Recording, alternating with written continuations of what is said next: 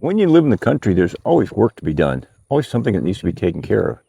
Today was going to be my bee day, but the wind's blowing, and I don't like to go into my beehives when the wind's blowing. And so I'm going to turn around, I'm going to show you the beehives, and then I'm going to do some work on some beehive material. Need to clean up some boxes so that they're ready to go. So I'm going to turn this around, and then we can see what's going on. Okay, here I am walking out to my hives. You can see them there in the background. I mentioned them earlier in a video that I had them. My son and my granddaughter and I keep bees. We keep bees under the business name of 3 Bees for Bees. The number 3 bees for our last name, and then bees for the bees. So right now I have 9 hives. I've had as many as 15, or we have. And so this is the first one. First one is called a single deep. And you can see the bees are flying in and out. They don't mind doing that too much by themselves, but I don't like to open the hive up when they're doing that. It disturbs them, and then they get real spicy and want to sting me. So this is another hive here. It's a double deep, and you can see those bees coming out.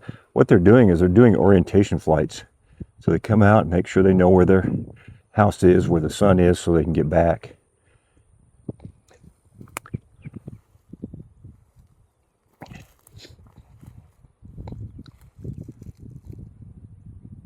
If you listen closely, maybe you can hear them buzzing. We keep our hives on cinder blocks to keep them up off the ground, and then we put 2 boards across there and we set them on there. That allows us to have a little bit of height so we don't have to try and get down low to do them. It also protects them from the animals and things. And here's 2 more hives. So you can see that this is our apiary. That one's not quite as busy, and this one over here is not quite as busy as some of the other ones. But they're still going in and out, which is a good sign. This time of year, the hives are growing. Bees are going out. They're getting nectar, or sometimes they're getting material off of trees. I don't see many them bringing pollen in, but there's not much blooming right now, so they don't get much pollen. But there is some pollen coming from the oak trees and some from the elm trees. The oaks are beginning to bloom.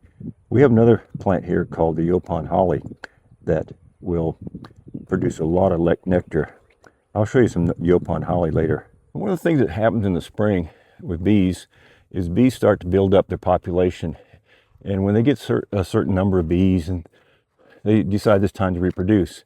And so one of the ways they reproduce is by swarming, which means the old queen and a bunch of the bees take off and go find a home someplace else. This is a natural occurring thing, and one of the nice things about it is that people can collect those. You may have seen a bee swarm in a tree or by a house or something like that, and so those aren't wanted there.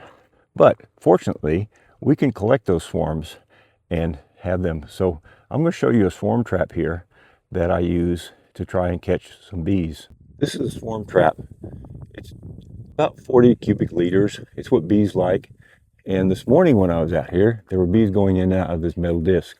Right now I don't see any, which is not so good, but they get in here. They will get in here and they'll bring the queen in here, and they'll have, so there comes a bee. And so with the queen, she'll start laying eggs in here, and they'll start a colony here. And then what I do is I take this down out of the tree and I put it in a regular framed hive, like we're going to talk about and look at later today, which is the reason I have to go do some work, because hopefully there will be a queen and a swarm get in this box. We put the strap around it to keep it tied up against the tree so the wind won't blow it off. We put this one out every year. We've caught several swarms at this particular location. We have another location that we use, and we've caught swarms there. But this is a nice place. The box faces south, which is where the bees like, and it's not too hot. I'm walking up to my open air workshop.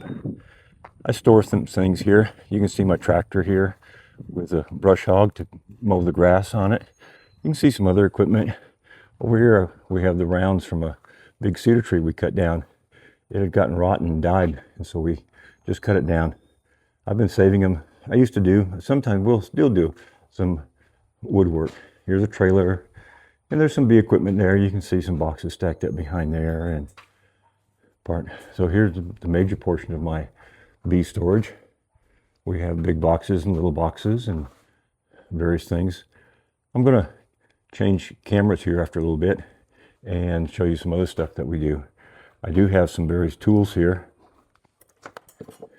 These are hive tools. They help us get in the hive when it's all stuck together by the bees. We're going to work out here a little bit. Part of the maintenance that we need to do before we are able to put these out for bees. Pretty early this morning. It's still dark outside. I'm getting ready to go drive to Austin, Texas, which is about 2.5 hours away. And what I'm going to do is I'm going to get a package of bees. Sometimes when you're beekeeping, you need new bees. And so today I'm going to go to Austin, Texas to see about getting some new bees. I ordered them several months ago, back in November. And so today's the day I go get them. I'll drive over there, pick them up in a box and bring them back. I'll do it early today so it's cool. You don't want them getting overheated in the box. And so after I get on the road and get them picked up and get back over and I've decided to put them in their hive, I'll make some more video to do there.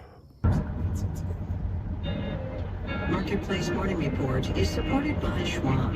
At Schwab, investors get choices ranging from self-directed investing to full-service wealth management all in one place. Here I am driving to Austin to pick up my bees. It's pretty early in the morning. It's a little after 7, but I have to be over there around 9 o'clock so that I can pick the bees up and get them back before it gets too hot in the car. The temperature is about 75 degrees right now, and so that's not bad. It probably won't get up to the 80s until after I get back home today, so I'm okay on doing this. This is what it looks like driving through Texas, between College Station, Bryan College Station, and Austin.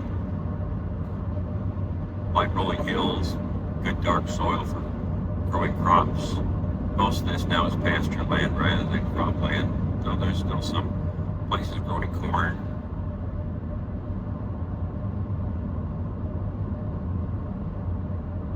Not many houses out here. About 10 miles from Bryan, 10, 15 miles from Caldwell, the next little town over. Not much traffic going west this time of day. A lot of traffic coming east. You can see the lights on the road there. Those are cars, many of which are going to work in College Station at the university there. So here's the can that came with the package, and you can see there's 2 little holes in the end of it right there. And I'm going to turn that over, and this is a feeder that I made that I can put this can in just like this. So you can see that's in there, and then I will tighten that around there, and then we'll take it back out there and put it on the hive. This can will last probably 3 or 4 days, and so when I get ready to go in and check and make sure they've released the queen, I will take this feeder out, and it's an in hive feeder, and I'll stick that in there, and then I'll put honey water, sugar water in there so they have some more food. It takes them a couple weeks before they really get on their feet and going.